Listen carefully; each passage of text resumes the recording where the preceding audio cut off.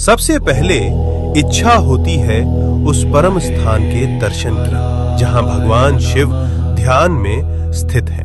कैलाश पर्वत उनका परम आसन। ये कोई साधारण पर्वत नहीं बल्कि भगवान शिव का साक्षात रूप है। इसके चरणों में है मानसरोवर, मीठे जल की पवित्रता, और राक्षस ताल, खारे जल की रहस्यपूर्ण गहराई।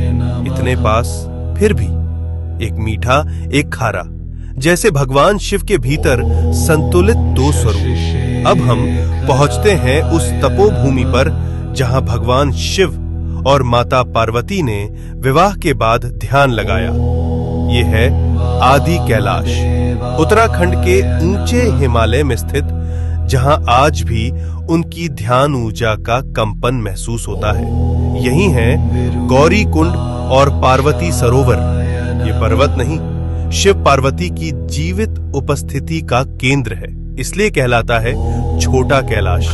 और पास ही स्थित है ओम पर्वत, जहां बर्फ पर स्वतः उभरा ओम दिखाई देता है, जैसे शिव का मौन मंत्र इस भूमि में गूंज रहा हो अनंत काल से। अब हम बढ़ते हैं हिमाचल की उस रहस्यमयी चोटी की ओर जहां विराजमान है स्वयं भगवान शिव, जिसे कहा जाता है मणि महेश कैलाश। इस पर्वत की चोटी से दिखाई देती है एक दिव्य मणि।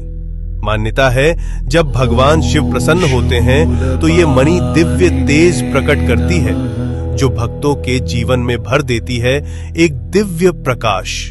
इसके चरणों में स्थित है पवित्र मणि महेश झील, जहां हजारों श्रद्धालु हर वर्ष स्नान करते हैं और भगवान शिव का आशीर्वाद प्राप्त करते हैं। अब हम पहुंचते हैं हिमालय की उस ऊंचाई पर जहां की हवा भी हर हर महादेव का जप करती है।